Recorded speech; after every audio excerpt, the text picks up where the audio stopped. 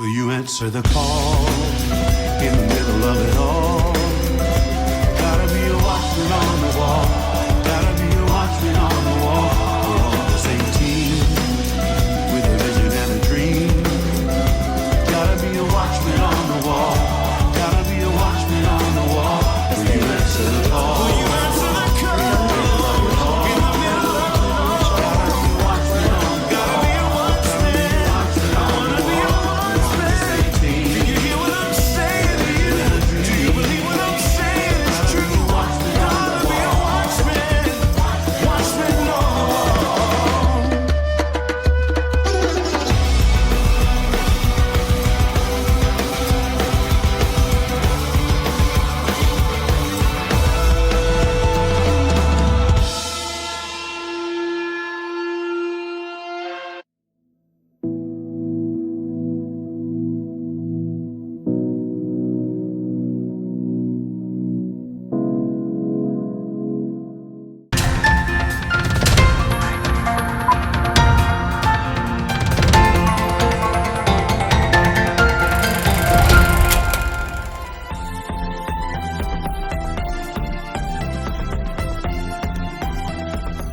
보통 우리가 일반적으로 사용하고 있는 그 달력으로 오는 9월 18일 저녁에 바로 나팔절이 시작이 되죠. 그리고 또 그로부터 한 열흘 뒤에는 속죄일, 히브리어로는 욤키프르라고 하는 절기가 또 시작이 됩니다. 성경에서는 왜 나팔절과 속죄일 이런 절기를 정해 놓았는지, 그리고 오늘날의 유대인들은 이 절기들을 어떻게 지내는지, 또 우리 기독교인들은 이 절기들을 어떤 의미로 받아들여야 되는지 오늘은 좀 그런 이야기를 나눠보도록 하려고 하는데요. 저희 브래드 북스라는 출판사에서 출판했던 이 절기에 관한 책입니다. 시공간 속의 예수와라는 책의 저자이신 정태곤 목사님과 함께 오늘은 가을 절기에 대한 이야기를 나눠보도록 하겠습니다. 목사님 반갑습니다.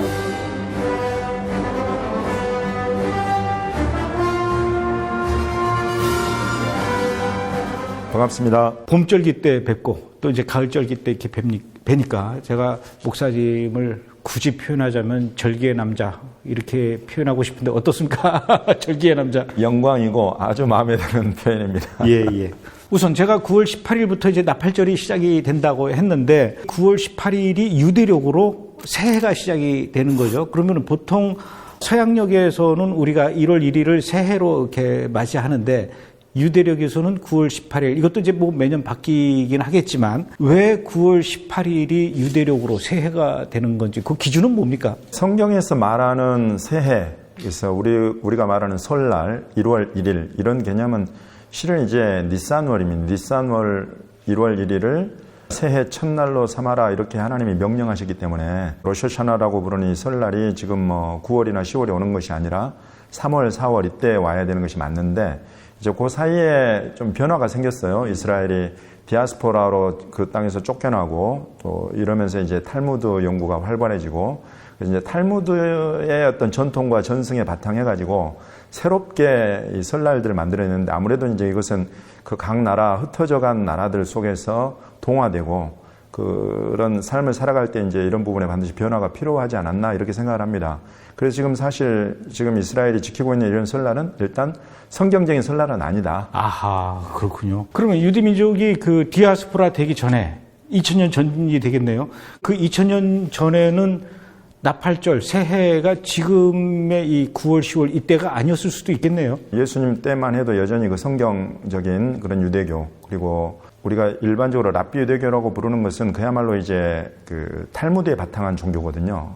이것은 예수님 시대 당시 때는 아직 뚜렷하게 그 모습을 갖추고 있지 않았기 때문에 그때로 봐서는 당연히 설날이 지금과는 다른 모습이었을 것이다. 이것은 확실합니다. 여호와의 절기에는 또 이제 봄절기하고 가을절기로 나뉘지 않습니까? 이제 봄절기에는 유월절, 초실절, 오순절, 가을절기에는 이제 나팔절, 속죄일, 그리고 장막절. 이 가을절기, 봄절기 굳이 이렇게 나누는 그 기준은 뭡니까?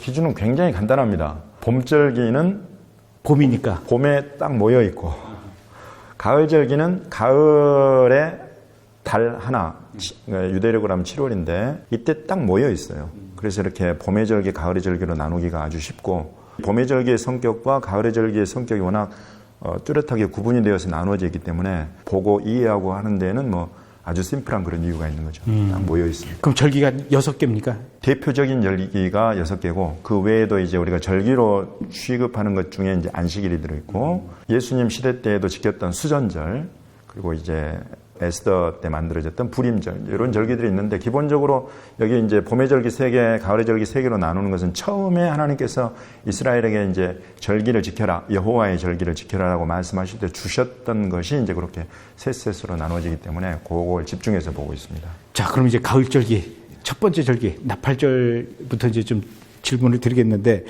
히브리어로 욤 테루아라고 하는데 이 나팔절 어떤 절기입니까? 말 그대로 이제 나팔을 부는 절기입니다.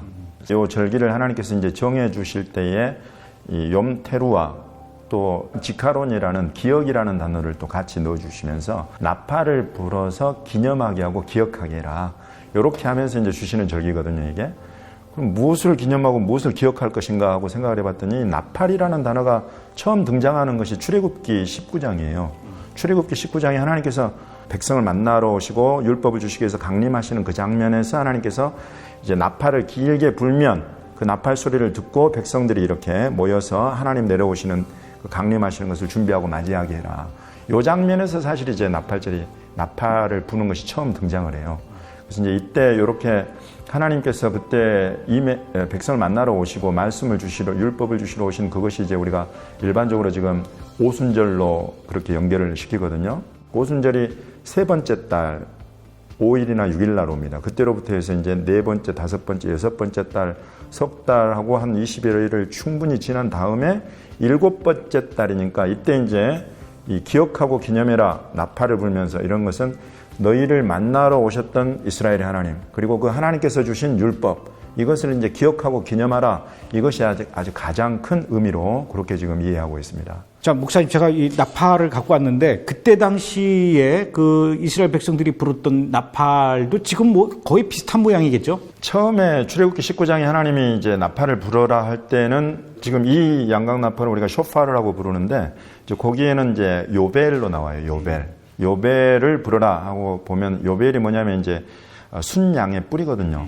이스라엘에 있는 순양의 뿔은 이 정도까지 사이즈는 안 나옵니다. 이런 종류는 주로 이제 예멘 쪽이랄지 이런 아프리카에 훨씬 더 보다 큰 그런 양들의 뿔 이런 것들이 이제 다듬어 가지고. 그럼 이거는 그냥 시각적인 효과를 위해서 사이즈가 크게 디아스포라로 흩어져서 가서 보니까 흩어져 가서도 하나님의 말씀을 지키려고 하고 양뿔은 불어야 되겠고 나팔절에 나팔은 불어야 되겠고 나팔을 찾다 보니까 이스라엘에서 봤던 작은 사이즈보다는 훨씬 더 큰 아주 멋있고 우람차고 우람하고 우렁찬 그런 소리를 내는 이런 뿔들을 발견하고 또 이런 것들도 계속 사용해 오지 않았을까 저는 그렇게 이제 생각을 하는데 그러면 그때 당시에 그 이스라엘 백성들이 그 이 뿔나팔을 부는 방식이 그냥 무조건 하고 불지는 않았을 것 같은데 그 부는데도 뭐 방식이 있습니까? 예, 일단 이제 기본적으로 이 나팔을 부는 방법에 대해서 이제 민수기에서 특별히 하나님께서 이렇게 지시하시는 게 있어요. 민수기에서 부는 나팔은 이제 주로 이런 뿔나팔이 아니라 은을 쳐서 만든 은나팔.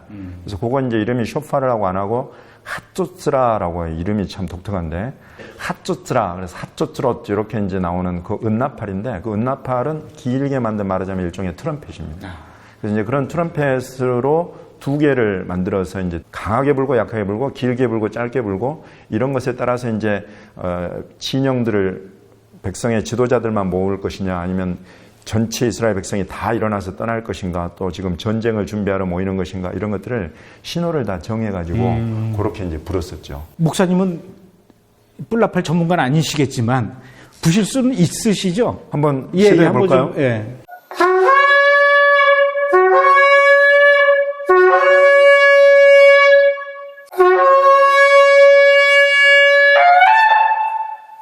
와, 잘 불리는데요, 생각보다. 오래간만에 아주 정말 잘 부시는 그런 나팔 소리를 들은 것 같아요.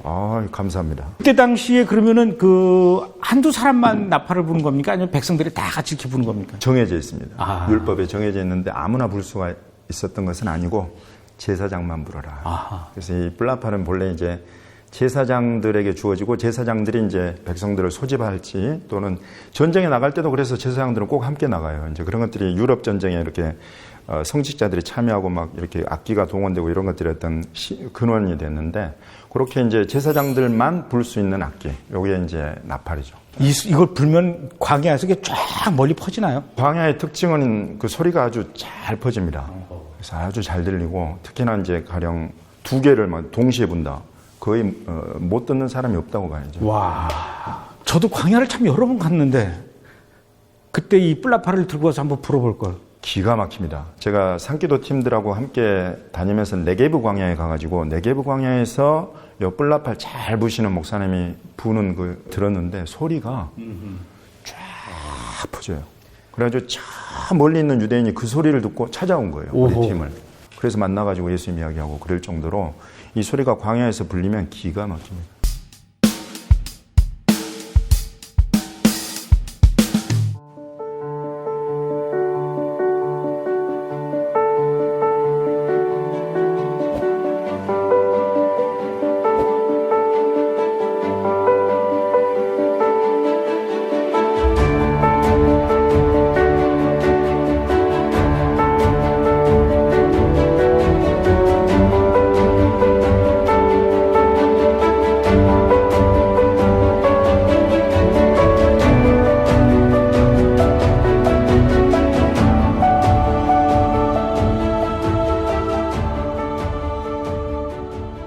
저도 이걸 좀 불어보고 싶어서 몇 번 연습을 했는데, 이 혈압이 이게 오르는 것 같아가지고, 뒷골이 뻑 하더라고요. 그래서, 이거 안 되겠다. 이거 요령이 없어서 그러겠죠.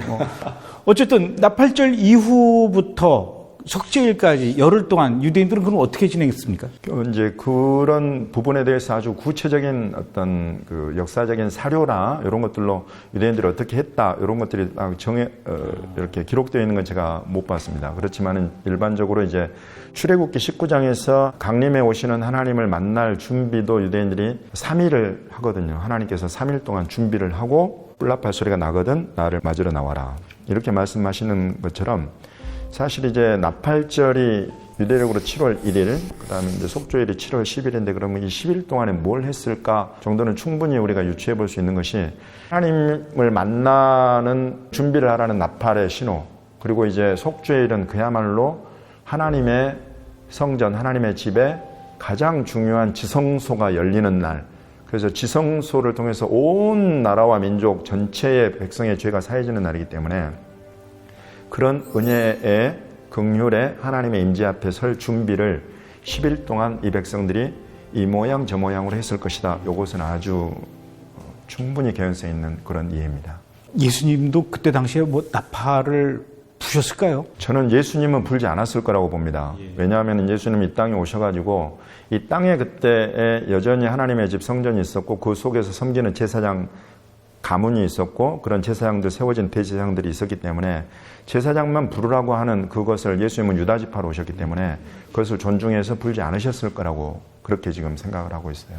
그건 이제 성경시대 때 나팔절과 그 이후에 열흘 동안의 이야기고 요즘 이스라엘 사람들은 나팔절하고 그 이후에 열흘 동안 어떻게 보내고 있습니까? 이제 오늘날의 유대인들이 기왕에 그걸 로샤샤나로 지키고 있기 때문에 로샤샤나는 이제 설날이고 그 설날에 이제 막 사과를 꿀에 찍어 먹고 이러면서 이제 막 좋은 덕담을 나누고 이렇게 일단 시작을 하고 그리고 이제 10일 후가 속죄일이지 않습니까? 그러니까 이제 속죄를 맞이할 준비로 바로 이제 들어가는데 그런 것들 중에 이제 유대인들이 오늘날 지키고 있는 것 중에 하나가 지난 1년 동안의 자기 행실을 좀 돌아보고 만약에 그 1년 동안의 삶 가운데 내가 형제나 내 동족에게 잘못한 부분이 생각이 난다 하라면 이제 그런 이웃이나 그런 사람들이나 찾아가서 용서를 구하는 이런 일들이랄지 그리고 또 유대인들의 특징이 맹세하는 그런 특징이 있거든요. 특히나 종교인들 같은 경우에 맹세나 서원이나 서약 이런 것들을 했는데 하나님 앞에서 내가 이제 지키지 못했다 할지 이런 부분들을 그냥 넘어가면 안 된다고 생각을 해요. 그래서 그런 것들을 반드시 파기하는 하나님 앞에서 완전히 무효화시키는 그런 작업을 꼭 해야지 내가 하나님 앞에 벌받지 않고 잘 살아갈 수 있다라고 생각하기 때문에 특별히 속죄일 날 그런 그 서원, 서약, 맹세 이런 부분들 지키지 못한 거랄지 파기한 것들에 대해서 완전히 무효화시키는 이제 그런 어떤 그 기도를 받거나 기도문을 읽거나 그런 것들을 하면서 사람과의 관계, 하나님과의 관계 이것들을 10일 동안 이제 돌아보는 그런 시간을 갖죠. 그런데 왜 사과를 꿀에 찍어 먹죠? 아주 심플하고 또 좋은 질문인데 일단은 이제 이스라엘에서 그 사과가 그 철에 아주 맛있는 사과가 나오고 또 이제 꿀도 좋은 꿀이 나오니까 꿀은 그야말로 뭐 이스라엘에서는 우리가 젖과 꿀이 흐르는 땅이라고 할 정도니까 좋은 꿀에다가 그 맛있고 영양 있는 사과를 딱 찍어서 먹으면서 앞으로의 1년이 이렇게 풍성하고 달콤하고 이걸 이제 기원하고 축복해 주는 거죠. 그러면 나팔절에는 막 집집마다 전부 다 꿀하고 사과를 사겠네요. 우리나라 사람들 같은 경우도 설날이나 이런 어떤 추석 이럴 때는 국가적인 명절이듯이 이 사람들도 이제 로쇼샤나라고 하는 이런 설날이랄지 또 염키프로 이런 속죄일 같은 경우는 거의 국가적인 행사로 치르거든요.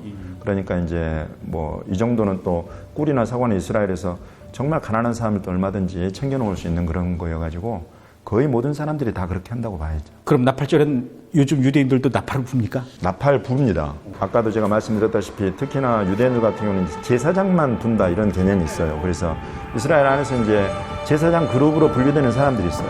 코헨 가문. 코헨 가문하고 그다음에 카츠라는 성을 가진 이런 가문의 사람들, 이런 사람들은 이제 통고예배가 앞에 이렇게 쭉 모여서 다 같이 막 절기 지키는 행사할 때도 앞으로 나와서 제사장들 축복을 할 수 있는 그런 것들을 인정을 해주는데 역시나 이제 그런 사람들이 나팔을 불 수 있죠.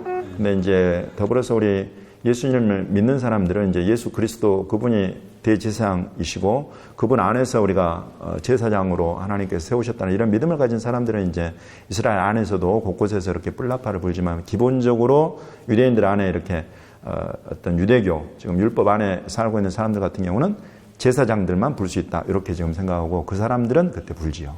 제가 만났던 분들 중에 목사님들께서 이렇게 얘기를 하시는데 예수님이 만약에 다시 오시면은 나팔절에 오실 것이다 이런 얘기를 하시더라고요. 그게 맞는 얘기입니까? 기본적으로 출애굽기 19장에 하나님이 이 땅에 임해 오실 때에 나팔 소리를 내고 그 소리를 듣고 준비하게 하셨던 것을 우리가 바탕으로 하고 실제로 이제 데살로니가서에 사도 바울이 보낸 편지를 보면 주께서 천사장의 호령과 나팔 소리로 쫓아서 강림하신다. 예수님의 그래서 다시 오시는 재림도 이런 나팔 소리가 분명히 들리는 것에 대해서 신약 성경도 이야기를 하고 있거든요. 그러면 나팔 소리가 언제 들릴까 이런 생각을 해보면 특별히 이 나팔절이라는 유대력 7월 1일의 이 절기는 하나님의 신의 산 강림을 기념하고 기억하는 것이니까 이 나팔절과 예수님의 재림과는 분명히 연관되어 있을 것이다. 이렇게 보는 것은 굉장히 성경적인 이해입니다. 그럼 우리가 나팔절 날 유독 더 그때 예의 주시하면서 우리가 더 깨어 있어야 되는 겁니까? 여호와의 절기 안에 나팔절을 주셨으니까 그 나팔절에 이렇게 들려오는 나팔 소리들 이런 부분들은 우리가 이렇게 계속 관심을 갖고 좀 알고 듣고 요즘에 유튜브 뭐 영상이나 이런 것들 보면 나팔 부는 유대인들의 영상들 많이 올라오거든요. 그럼 이런 쇼파르 양각 나팔 소리랄지 이런 것들을 직접 좀 들어도 보고 그럴 필요는 저는 있다고 봅니다. 예수님이 다시 오실 때 이제 하늘에서 불리는 나팔 소리가 어떻게 다를까 이런 부분들은 뭐 저도 들어보지 않아서는 모르겠지만은 일단 땅에서 불리는 이런 나팔 소리들을 쭉 듣고 있으면 그것과 전혀 상관없는 소리가 나지는 않을 것이고 나팔절을 주셔서 나팔절에 이렇게 나팔 소리를 불게 하시고 그 소리를 듣게 하시고 또 특별히 재밌는 것이 이 희년이 지금 이스라엘 안에 정확하게 지켜진 적이 없어서 언제가 희년인지는 모르지만 성경에서 이야기하기는 희년의 속죄일 때는 전국적으로 나팔을 불어요. 그래서 그냥 이스라엘 전역에서 나팔을 불게 되어 있거든요. 규정상, 율법상. 그렇게 된다고 하면 이런 어떤 뿔나팔 소리와 예수님이 다시 오실 때, 재림하실 때의 그런 나팔 소리와 저는 분명히 유사성이 있다고 보고 이런 소리들을 듣고 하는 것들도 주의 다시 오실 재림을 준비하는 데에는 아주 또 좋은, 또 흥미로운 그런 준비가 된다. 이렇게 저는 이해합니다. 이제 아까 목사님이 부셨을 때도 그걸 느꼈는데 이건 그냥 사람이 만든 악기의 소리와는 다른 차원의 어떤 묘한 매력과 힘이 있는 것 같아요. 실제로 이 나팔을 불면서 성을 무너뜨린 사례가 여리고에서 그랬죠. 그렇죠. 여리고에서 제사장들로 하여금 이 나팔을 불게 하고 7개의 나팔을 불게 하거든요. 7개의 나팔 소리에도 그 성이 무너진다. 그걸 뭐 어떤 사람들은 음파로 공격을 했네 뭐 여러 가지 재밌는 이야기들을 하지만은 이런 것들을 우리가 봤을 때 어떤 그런 하나님께서 무너뜨리기 원하시는 어떤 세력 그런 부분들의 이런 나팔 소리는 그렇게 여리고성이 무너질 때 그 역할을 했던 것처럼 하나님의 뜻과 또 하나님의 계획과 매칭이 되면 능력 있는 강력한 도구가 된다.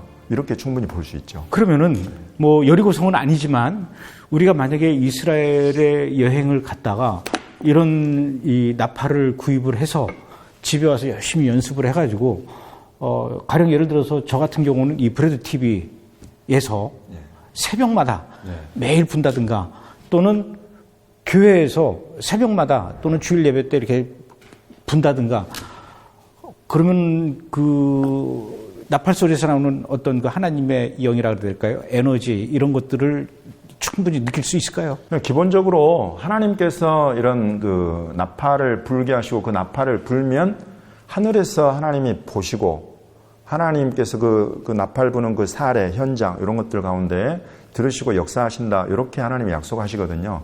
그래서 사실 이렇게 나팔을 부는 행위가 그냥 뭐 나도 한번 불어봐야지 또는 이 소리가 내가 훈련을 잘해야지 뭐 이런 차원에서 부는 것보다도 그런 믿음의 바탕에서 내가 하나님이 부르라고 하시는 이런 나팔을 내가 이런 어떤 뜻이 있고 이유가 있어서 불고 이렇게 불 때 하나님께서 나의 기도를 들으심과 같이 이런 나팔 소리를 듣고 또 역사하실 것이다. 은혜를 베푸실 것이다. 이런 믿음과 간구와 소원을 담아서 분다면 그건 또 하나의 믿음의 행위죠.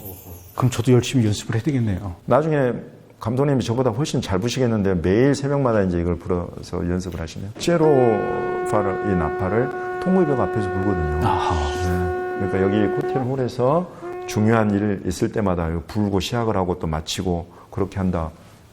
아주 좋겠는데요. 이 날을 욤키푸르라고 합니다. 속죄일은 어떤 절기입니까? 죄가 해결되기 전에는 하나님의 그 임재 앞에 설 수 없는 이걸 사실은 가르치고 있는 게 속죄일이에요. 그러나 하나님이 정말로 기뻐하고 원하시는 그런 뜻은 자기 백성을 만나기를 원하시고 이 죄인들을 만나기를 원하시고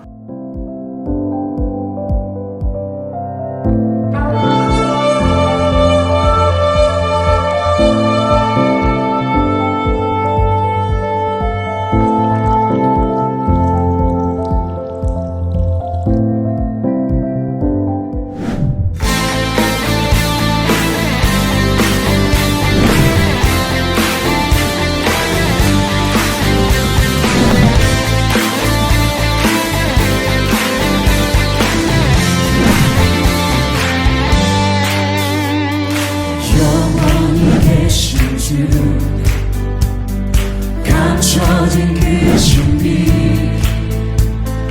하늘과 땅 위에 주 이스라엘의 왕 그의 지혜와 능력